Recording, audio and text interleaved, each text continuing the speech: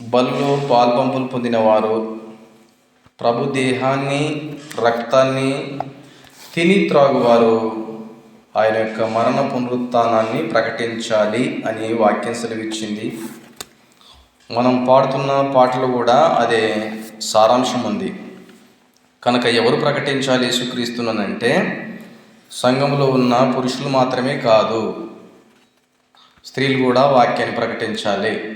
Bible వాక్యంలో స్త్రీలు చాలా చక్కగా వాక్యాన్ని ప్రకటించిన సందర్భాలు బైబిల్ ఎంతో ఉన్నాయి. లేలే మందిరంలో ఉన్న క్రైస్తవంలో ఉన్న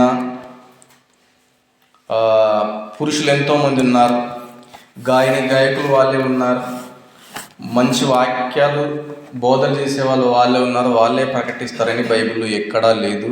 మన అపోహాది ఉండకూడదు ఎవరు కూడా. ఆయా డినామినేషన్లో కూడా మన హెబ్రోన్లో కూడా సహోదరులు సువార్త ప్రకటిస్తారు. యేసుప్రభు రక్తము శరీరం పురుషులు మాత్రమే బోధ చేసేవారు మాత్రమే, పాటలు పాడేవారు మాత్రమే తీసుకుంటున్నారా? అందరం తీసుకుంటున్నామా?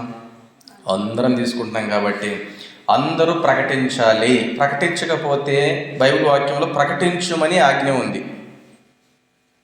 ఆజ్ఞ లేకపోతే ఏం కాదు.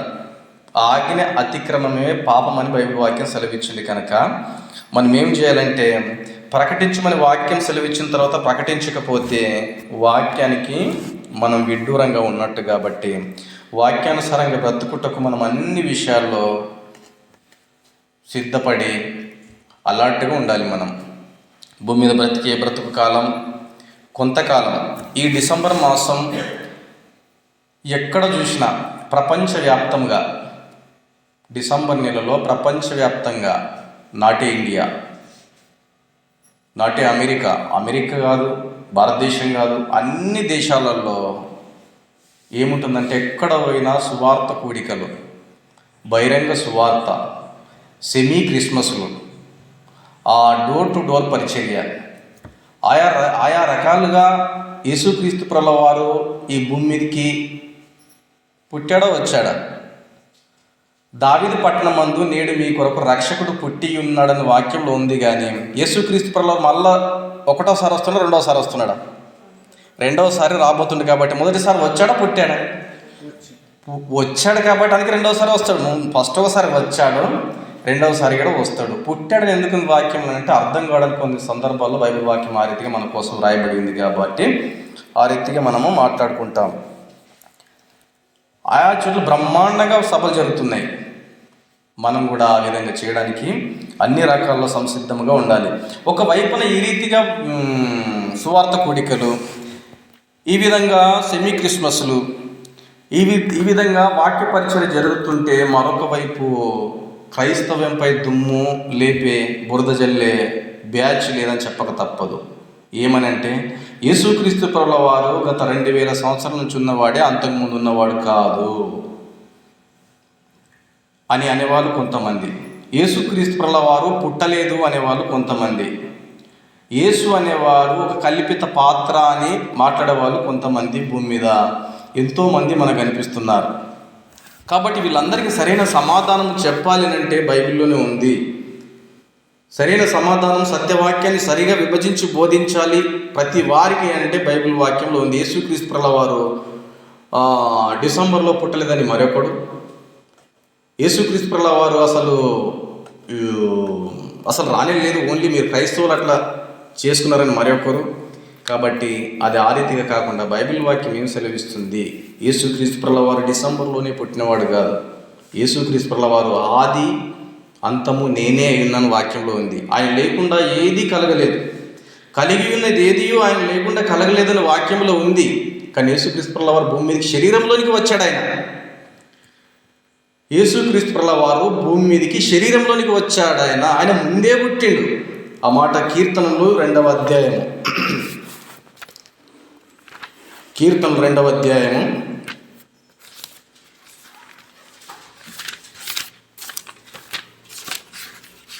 7వ వచనంలో మాట ఉంది. యెహోవా నాకు ఇలా సెలవిచ్చెను, నీవు నా కుమారుడవు, నీవు నా కుమారుడవు, నేడు నిన్ను కనియున్నాను. నేడు నిన్ను కనియున్నానని ఆల్రెడీ కన్నవాడే, ఆయన పుట్టినవాడే. కానీ ఎప్పుడు పుట్టాడు, ఎక్కడ పుట్టాడు? పశువుల తొట్లో పుట్టిరని కొంతమంది, ఆయా అక్కడక్కడ పశువుల పాకలు ఏర్పాటు చేసి ఆ పాకలో ఉన్నాడని కొంతమంది. బైబిల్ వాక్యంలో పశువుల పాకలో పుట్టాడని ఎక్కడ లేదు. సత్రములో స్థలము లేనందున పశువుల తొట్టిలో పరుండ పెట్టినది, కానీ పశువుల పాకలో పుట్టాడని ఎక్కడ లేదు. ఆయా నామకార్థ క్రైస్తవులు పాడే పాటలు పశువుల పాకలో పుట్టావని పాట పాడతారు. పశువుల పాకలు ఏర్పాటు అక్కడక్కడ మనం చూస్తున్నాం ఈ దినాల్లో, ఈ మాసంలో పశువుల పాకలు, దాని మీద మంచి డిజైన్, దాని పక్కన ఒక ట్రీ, చెట్టు. బైబిల్ ఎక్కర్లేదు ఇలాంటిది. ఇదంతా కల్పితం. ఎవరో చెత్త సరుకు తీసుకొని వచ్చి ఆరితే కలిపి, ఏదైతే బైబిల్లో లేదో దాన్ని నమ్మేవాళ్ళు ఎక్కువ, మనం అంతా చాలామంది. కాబట్టి ఆ రీతి కాకుండా బైబిల్ ఏం బోధిస్తుంది, ఏం సెలవిస్తుంది? నేను నిన్ను కనియున్నాను అని ఉంది వాక్యం. కొరింథీయులకు రాసిన మొదటి పత్రిక 1వ అధ్యాయము. ఆయన ఎవరు అసలు ఇంతకు? యేసుక్రీస్తు ప్రభువారు ఆదియందు వాక్యం ఉండెను, వాక్యము దేవుని యొద్ద ఉండెను, వాక్యము దేవుడై ఉండెను అని వ్రాయబడి ఉంది. కానీ మళ్ళీ కొలస్సీలకు రాసిన పత్రిక ఒక మాట, కొలస్సీలకు రాసిన పత్రిక 1వ దానికంటే ముందు 16వ వచనంలో 15వ వచనం, కొలస్సీలకు రాసిన పత్రిక 1వ అధ్యాయం 15వ వచనం. ఆయన అదృశ్య దేవుని స్వరూపి, సర్వ సృష్టికి ఆది సంభూతుడు. సృష్టి పుట్టక మునిపే పుట్టాడు, ఆది సంభూతుడై ఉన్నాడు. సంభూతుడు అంటే అర్థం ఏంటంటే పుట్టినవాడు. యేసుక్రీస్తు ప్రభువారు ప్రపంచములు పుట్టక మునిపే పుట్టాడన్న వాక్యం సెలవిస్తుంది. ఇప్పుడు 1 కొరింథీ 1వ అధ్యాయము 24వ వచనంలో ఆయన ఏమై ఉన్నాడు? ఆయన యూదులకు ఆటంకంగాను అన్యజనులకు వెలుతనంగాను ఉన్నాడు. కానీ యూదులకేమి గ్రీసు దేశస్థులకేమి పిలువబడిన వారికి దేవుని శక్తియు దేవుని జ్ఞానమై ఉన్నాడు. దేవుని జ్ఞానమై ఉన్నాడు యేసుక్రీస్తు ప్రభువారు. దేవుని యొక్క జ్ఞానాన్ని కలిగి ఉన్నాడు. దేవుని జ్ఞానమై ఉన్నాడు యేసుక్రీస్తు ప్రభువారు. అని ఎప్పుడు మనం అనుకున్నట్టు 2000 సంవత్సరాల క్రితం ఈ భూమి మీదకి వచ్చాడు, ఓకే వాస్తవమే. అంతకుముందు లేడా? ఉన్నాడు. ఏం చెప్పింది వాక్యం? చెప్తుంది ఆయన ముందే పుట్టాడని వాక్యంలో ఉంది బైబిల్లో. ఆయన ఈ గత 2000 సంవత్సరాల క్రితం పుట్టినవాడు కాదు, ఆయన ఉన్నవాడు కాబట్టి, అక్కడి నుంచి ఈ భూలోకానికి వచ్చినవాడు కాబట్టి లేనివాడు కాదు ఆయన. అంతకుముందు లేడా? అంతకుముందు కూడా ఉన్నాడు. సామెతలు 8వ అధ్యాయం, సామెతలు 8వ అధ్యాయంలో ఒక మాట ఉంది. 8వ అధ్యాయము 1వ వచనము 22వ వచనం. ఇప్పుడు దేవుని జ్ఞానమైన యేసుక్రీస్తు ప్రభువారు ఏమంటున్నారు? జ్ఞానము ఘోషించుచున్నది. 22వ వచనం.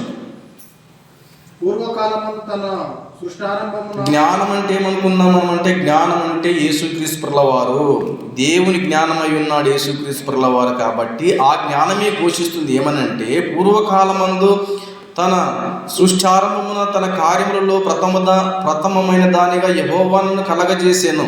సృష్టి ఆరంభం కంటే ముందే మొట్టమొదటిగా యేసుక్రీస్తు ప్రభువారే పుట్టాడు దేవుని దగ్గర మొట్టమొదటిగా.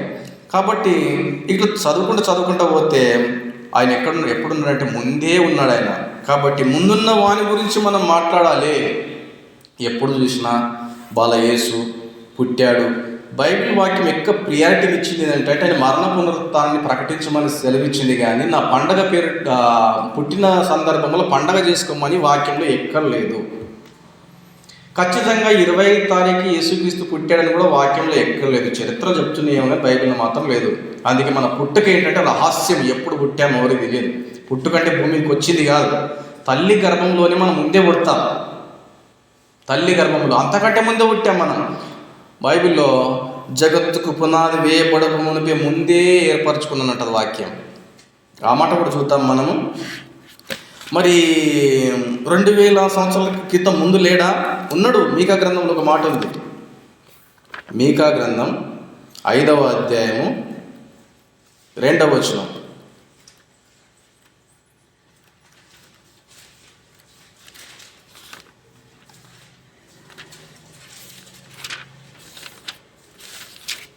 5వ అధ్యాయము 2వ వచనం. బెత్లెహేము, ఎఫ్రాతా, యూదా వారి కుటుంబంలో నీవు స్వల్ప గ్రామమైనను నా కొరకు ఇశ్రాయేలు నిలబోవాడు నీళ్ళ నుండి వచ్చును. పురాతన కాలం మొదలుకొని ఆయన ప్రత్యక్షమగుచుండెను. 2000 సంవత్సరాల క్రితం శరీరంతో ప్రత్యక్షమయ్యాడు యేసుక్రీస్తు వారు. అంతకుముందు ప్రత్యక్షమైతేనే ఉన్నాడు.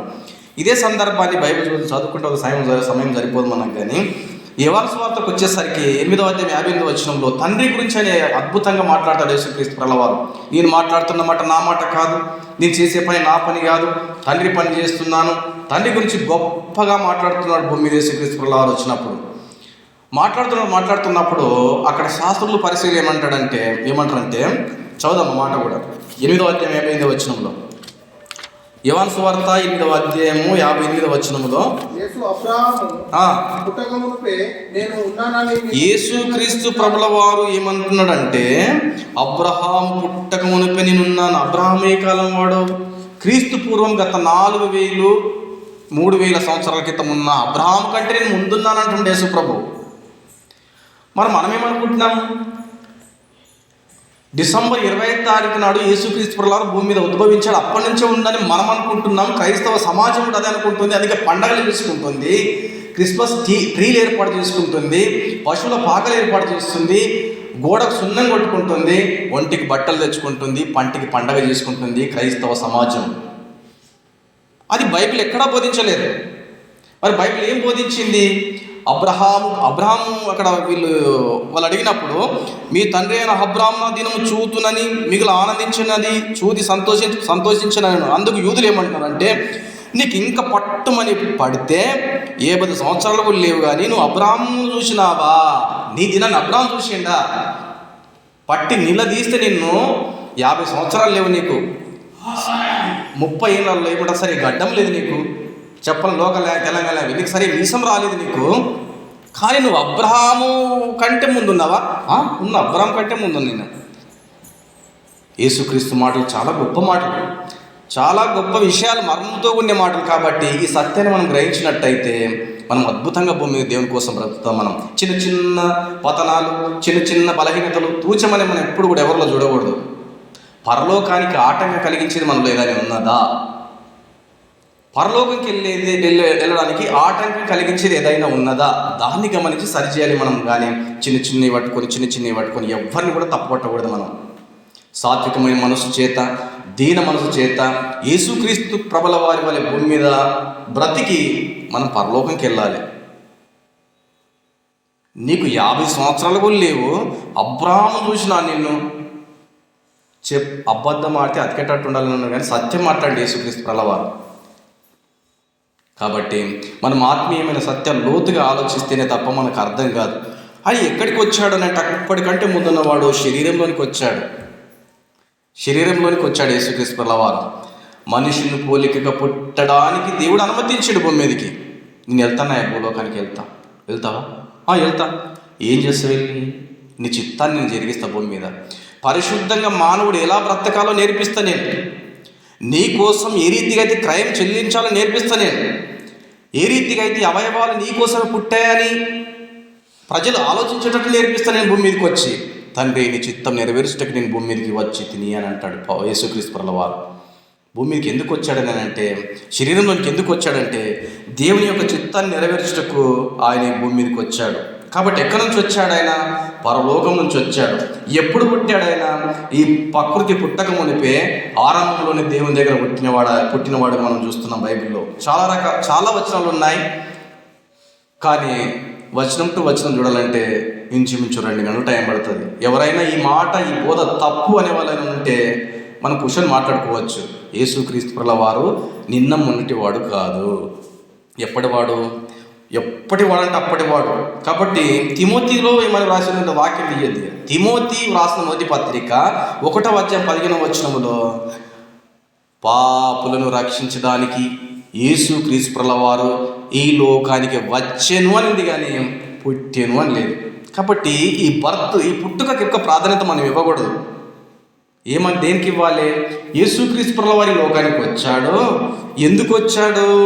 పాపులను రక్షించడానికి భూమి మీదకి వచ్చి అనేక శ్రమలు అనుభవించి భూమి మీద పరిశుద్ధంగా బ్రతికి కన్నీరు గార్చి దుఃఖపడి దేవుని కోసము ఆర్థిక బ్రతికి చనిపోయి సమాధి చేయబడి తిరిగి లేచాడు అని ఈ వార్తని ఈ మాసంలో మన ఈ పుట్టుక సందర్భాన్ని బేస్ చేసుకొని చెప్పడం జరుగుతుంది అన్నమాట. ఎక్కడ పోయినా అక్కడక్కడ పోతే మీరు సువార్త చేయకూడదు, ఆపేయండి. మీరు ప్రకటించకూడదు, ఆపేయండి. యేసుక్రీస్తు ఎక్కడ వాడా? 2000 సంవత్సరాల నుంచి ఉన్నవాడు యేసుక్రీస్తులో. అంతకుముందు ఎంతో చరిత్ర ఉంది మా మతాలకు కానీ మా జ్ఞానానికి కానీ. సమాజంలో ఎంతోమంది జబ్బలు చర్చుకునేవారు ఉన్నారు భూమి మీద. యేసుక్రీస్తు ప్రభుల వారు నిన్న మొన్న పుట్టినవాడు కానే కాదు. కాబట్టి ఆయన ఎప్పటి నుంచో ఉన్నవాడుగా ఉన్నాడు. అప్పటి నుంచి ఉన్నవాడు 2000 సంవత్సరాల క్రితం ఈ భూమి మీదకి వచ్చాడు. ఎందుకోసం అంటే తండ్రి చిత్తాన్ని జరిగించాలి, అనేకుల్ని వెలిగించాలి, వెలిగించి పరలోకానికి తీసుకెళ్లాలని యేసుక్రీస్తు ప్రభుల వారు భూమి మీదకి వచ్చారు. మరి మనం కూడా నిన్న మొన్నటి వారమేనా? దేవుడు ఉన్నవాడా లేనివాడా? దేవుడు ఉన్నవాడు, ఎప్పుడు చనిపోనివాడు. మరి నువ్వు నేను చచ్చిపోయే వాళ్ళమా? నువ్వు నేను అనుకుంటున్నాం చచ్చిపోయే వాళ్ళం కాదు, మనం ఎప్పుడు బ్రతికుండే వాళ్ళమే. ఇదేం ప్రశ్న? పిచ్చి ప్రశ్న. ఇదేం జవాబు? పిచ్చి జవాబు అని మనం అనుకుంటాం, కానీ ఇది పిచ్చి కాదు, నిజమే. మన తండ్రి నిత్యము జీవించేవాడు ఉన్నప్పుడు మనం ఎందుకు జీవించేవాళ్ళం మనం నిత్యం? మన తండ్రికే మరణం లేదు, మనకెందుకు ఉంది మరణం? మనకు కూడా మరణం లేదు. మనం ఎప్పటి నుంచి ఉన్నాం? మనం ముందే ఉన్నాం. ఇట్లా ఒక భక్తుడు బైబిల్లో మనదేం బ్రతుకున్న ఆయన అంతా గడ్డి లాంటిది, పువ్వు లాంటిది, చిన్న చిన్న జీవితము, ఇప్పుడు మొన్న పుట్టిన చచ్చిపోతామని ఒక ఆయన హృదయంలో ఆలోచించుకుంటున్నట్టున్నాడు. అయితే దేవుడు ప్రత్యక్షమై ఏమన్నాడు అంటే, బాబు నీకు ఒక ప్రశ్న వేస్తా, వింటావా అన్నాడు. నువ్వు ప్రశ్న వేయడం ఏంది, నేను వినడం ఏంది అనుకున్నాడు ఒక భక్తుడు. ఆ భక్తుడే యోబు. దేవుని కోసం మహాశ్రమలు అనుభవించినాడు, భక్తిగా జీవించినాడు, నీతిగా బ్రతికినాడు భూమి మీద. మనం అనుకుంటాం చాలాసార్లు నీతిగా భక్తిగా బ్రతకాలంటే శరీరంలో ఉన్నాం కదా బ్రదర్, శరీర స్వభావం ఆటంకపరుస్తుంది, భక్తిగా పద్ధతిగా జీవించనిస్తలేదని మనం అనుకుంటాం. మనం పరిశుద్ధంగా జీవించడానికి మన శరీరం మనకు సహకరిస్తుంది. మనం పాపం కూడా చెయ్యం. ఎందుకు చేస్తాం? మనం పాపం చెయ్యాలనుకుంటే చేస్తాం, మంచిది చేయాలనుకుంటే మంచిది చేస్తాం, చెడ్డ చేయాలనుకుంటే చెడ్డ చేస్తాం.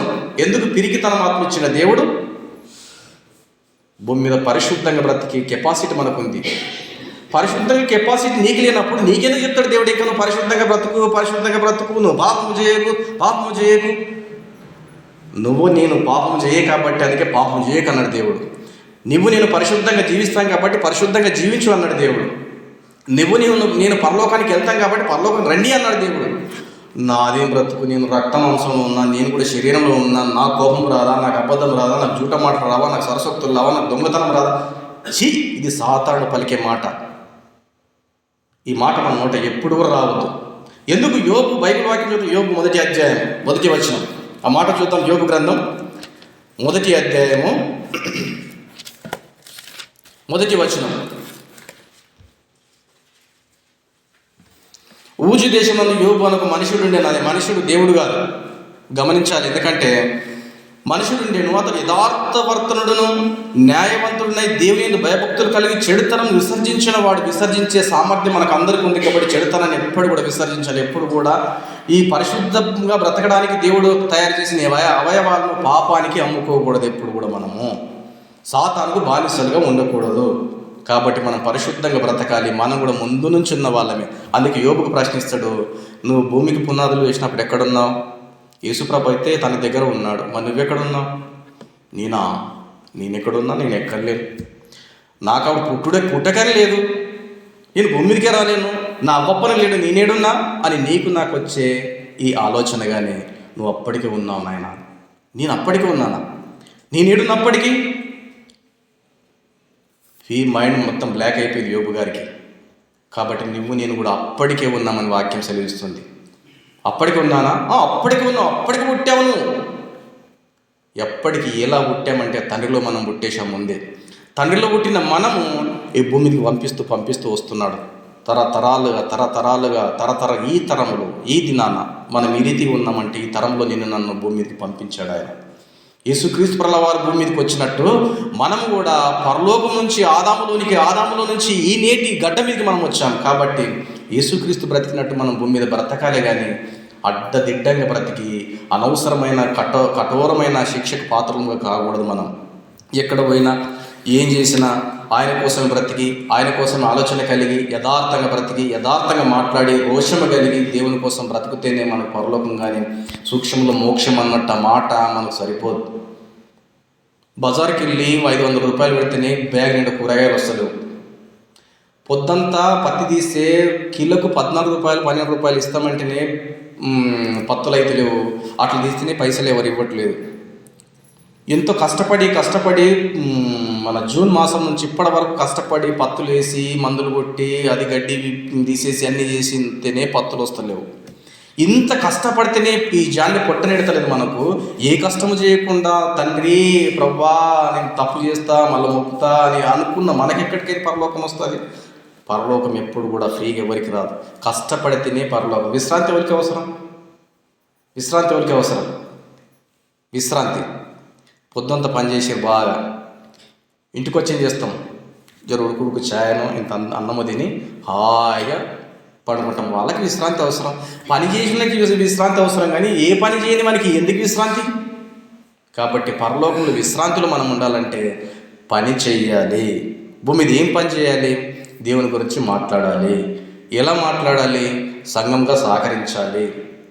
ఇప్పుడు డిసెంబర్ మాసం ఉంది, ఏం చేద్దాం? సువార్త పరిచర్య చేద్దామండి వద్దా? ఎందుకంటే మళ్ళా చనిపోయిన తర్వాత యేసుప్రభు అంటాడు కదా, దేవుడు అంటాడు కదా ఏమని, అవరా భూమి మీద అడ్డదిడ్డంగా బ్రతికిను, నీ కోసమే జాయిన పొట్ట కోసం నింపుకోవడానికి భూమి మీద జీవించను, మళ్ళీ ఈ ముఖం పెట్టుకొని అని ఉంటావు నువ్వు అక్కడ నిన్న సంపాదించిన పరలోకంలో అంటే ఏం మాట మాట్లాడతాం అన్నమాట. లేలే అత్యుట్ట ప్రభా, నేను దినదినము డే బై డే మంగళవారం, గురువారం, శనివారం, ఆదివారం ప్రభువా ప్రభువా ప్రభువా ప్రభువా బువ్వా బువ్వా బువ్వా ఇది అన్న కదా ప్రభా, నాకెందుకు ఇయ్యో పరలోకం? అప్పుడు ఏమంటాడు దేవుడు అంటే, అక్రమము చేయవారులారా నా యుద్ధం నుండి వెళ్ళిపోండి, నా యుద్ధకు వద్దు. మేమెందుకు వద్దు? మేము యథావిధిగా గుడికి వచ్చేవాళ్ళము, ప్రార్థన చేసేవాళ్ళము, ఆరాధన చేసేవాళ్ళము. ఓరు బాబు ఆరాధన ప్రార్థన చేసేవాళ్ళు పరలోకంలో కోటానుకూల దూతలు ఉన్నారు. నాయన నాకు ఆరాధన నోటితో చేసేది కదా, క్రియతో చేసేది కావాలి నాకు అని తెలిస్తే దేవుడు వాక్యంలో సెలవిచ్చాడు. నాలుగుతో మాట చేత కాకుండా క్రియ కలిగి ఉండమన్నాడు వాక్యం. క్రియలు లేకుండా పరలోకం మనం ఇలా వెళ్ళగలం. కాబట్టి దేవుని చిత్తం అయితే డిసెంబర్ మాసంలో 20వ తారీఖు నాడు మనము సువార్త కలిగి ఉంటాం. మనం 26వ తారీఖు నాడు సువార్త కలిగి ఉంటాం మనం, దేవుని చిత్తం అయితే. అదే రీతిగా దానికంటే ముందు ఒకవేళ దేవుడు డబ్బులు సమకూర్చితే సెమీ క్రిస్మస్ కూడా కలిగి ఉంటాం. కాబట్టి సంగముగా మనం అందరం సహకరించాలి. ఇది ఒక సంసారం, ఇదొక ఫ్యామిలీ. కాబట్టి దీనికి కట్టుబడి మనం బ్రతకాలి. కాబట్టి ఆ విధంగా మనం జీవిద్దాం. యేసు పుట్టాడని కాదు, యేసు వచ్చాడని మనం సెలవిద్దాం. యేసు వచ్చాడని గుడి మీద ఇళ్ళ మీద స్టార్లు పెట్టుకోవడం కాదు, జీవవాక్యాన్ని చేత పట్టుకొని లోకమందు జ్యోతుల వల్ల కన్నా మాట చివరిగా ఫిలిప్పీయులకు రాసిన పత్రిక 2వ అధ్యాయం 16వ వచనం. యేసుక్రీస్తు పుట్టాడు అని చెప్పేసి పాటలు పాడి పండుగలు చేసుకోవడం కాదు, కానీ యేసుక్రీస్తు వచ్చాడని బైబిల్ నీ చేతిలో ఉన్న 66 పుస్తకాల కట్టుగాని చేత పట్టి లోకమందు 2వ అధ్యాయం 16వ వచనం. అట్టి జనము మధ్యను మీరు జీవవాక్యము చేత పట్టుకొని లోకమందు జ్యోతుల వలె కనబడాలి. మనము కనబడుచున్నాం, మనం కనబడాలి. కానీ